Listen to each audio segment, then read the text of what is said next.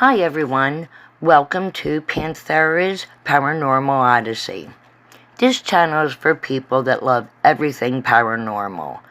I will be covering topics such as hauntings, urban legends, cryptids, stories, and a whole lot more. There will be my own personal experiences along with viewer featured selections. If you would like to recommend a topic, please email me. My address is below and I would love to hear from you. So let's start today's Odyssey. At the same time, the word of Yeti that first raced around the globe on news wires, another wild man was gaining some attention in Canada, but on a much smaller scale. John Burns, a teacher on the Chehalis Indian Reservation near the resort town of Harrison Hot Springs in British Columbia's Fraser River Valley, was asking his First Nation students, their families, and their friends about a wild man said to haunt the region.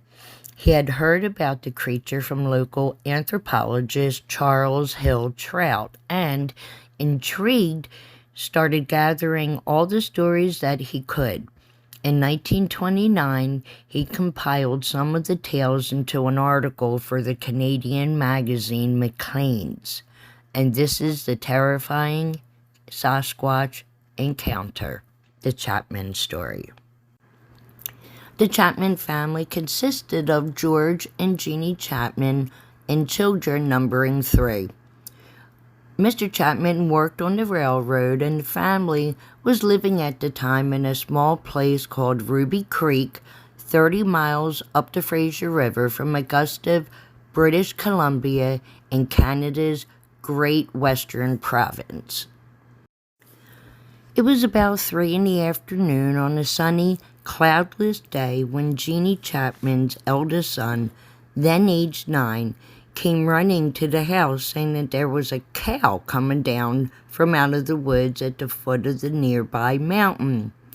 The other kids, a boy aged 7 and a little girl of 5, were still playing in the field beyond the house, bordering on the railroad track. Mrs. Chapman went to look, since the boy seemed oddly disturbed. She saw what at first looked like a very big bear moving about among the bushes bordering the field beyond the railroad tracks. She called the 2 children, who came running immediately. Then the creature moved onto the tracks, and she saw to her horror that it was a gigantic man covered with hair, not fur. The hair seemed to be about 4 inches long all over and a pale yellow-brown color. To pinpoint this color down, Mrs. Chapman pointed to a sheet of lightly varnished plywood in the room. This was of a brown ochre color. This creature advanced directly toward the house, and Mrs. Chapman had, as she put it, too much time to look at it. She stood her ground outside while the eldest boy, on her instructions, got a blanket from the house and rounded up the other children. The kids were in a near panic, she told us, and it took 2 or 3 minutes to get the blanket, during which time the creature had reached a near corner of the field only about 100 feet away from her. Mrs. Chapman then spread the blanket and holding it aloft so that the kids could not see the creature or it them. She backed off on the double to the old field and down on the river beach out of sight, and then ran with the kids downstream to the village. I then asked a question about the blanket. Had her purpose in using it been to prevent her kids from seeing the creature, in accord with the alleged American Indian belief that to do so brings bad luck and often death? Her reply was both prompt and surprising.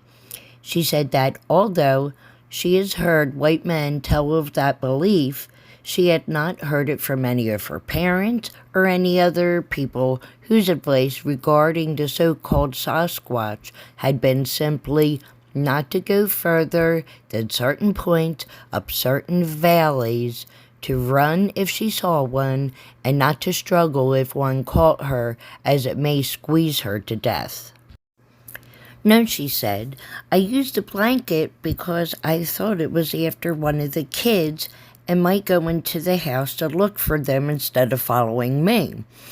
This seems to have been sound logic, as the creature did go into the house and also rummaged through an old woodshed pretty thoroughly, hauling from it a 55-gallon barrel of salt fish. It then broke it open and scattered all of its contents around outside. The irony of it is that all 3 children did die within 3 years. The 2 boys by drowning and the little girl in her sickbed.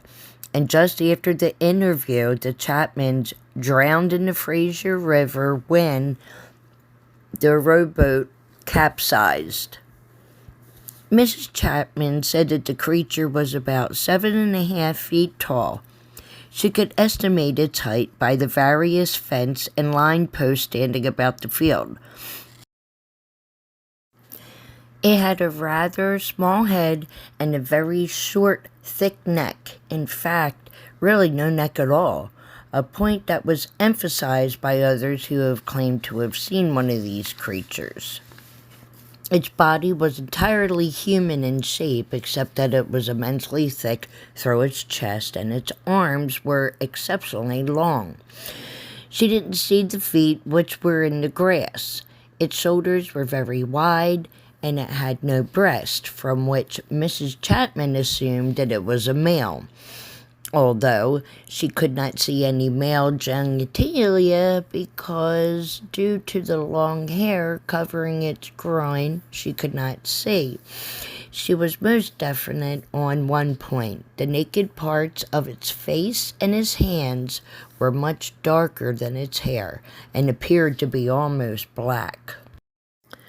George Chapman returned home from his work on the railroad that day shortly before 6 in the evening, and by a route that bypassed the village, so that he saw no one to tell him what had happened.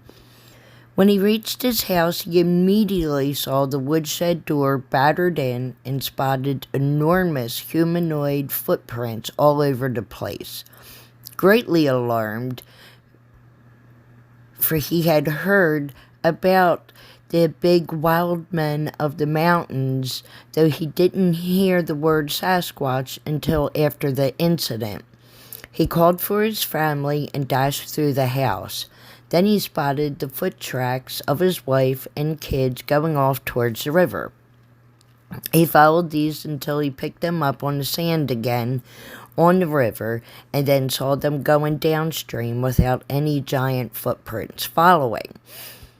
Somewhat relieved, he was retracing his steps when he stumbled across a giant foot tracks on the river bank further upstream. These had come down from the potato patch which lay between the house and the river, and it milled around by the river and then gone back through the old field towards the foot of the mountain, where they disappeared into the heavy growth. Returning to the house, relieved to know that the tracks of all 4 of his family had gone off downstream to the village, George Chapman went to examine the woodshed. In our interview, after 18 years, he still expressed extreme astonishment that any living thing, even a 7-foot, 6-inch man with a barrel chest, could lift a 55-gallon tub of fish, break it open without using a tool. He confirmed the creature's height after finding a number of long brown hairs stuck in the slapwood of the doorway above the level of his head. George Chapman then went off to the village to look for his family and found them in a state of calm collapse. He gathered them up and invited his father-in-law and 2 others to return with him for protection of his family when he was away at work. The foot tracks returned every night for a week. On 2 occasions, the dogs that the Chapmans had with them set up the most awful racket at exactly 2 o'clock in the morning. The Sasquatch did not, however, molest them or apparently touch them either, or the house or the woodshed, but the whole business was too unnerving, and the family finally moved out, and they never went back. Well, I hope everyone listening has enjoyed this segment of Panthera's Paranormal Odyssey. If you have a recommendation for a topic, please email me. I'd love to hear from you all. I will be uploading a new segment 3 times weekly.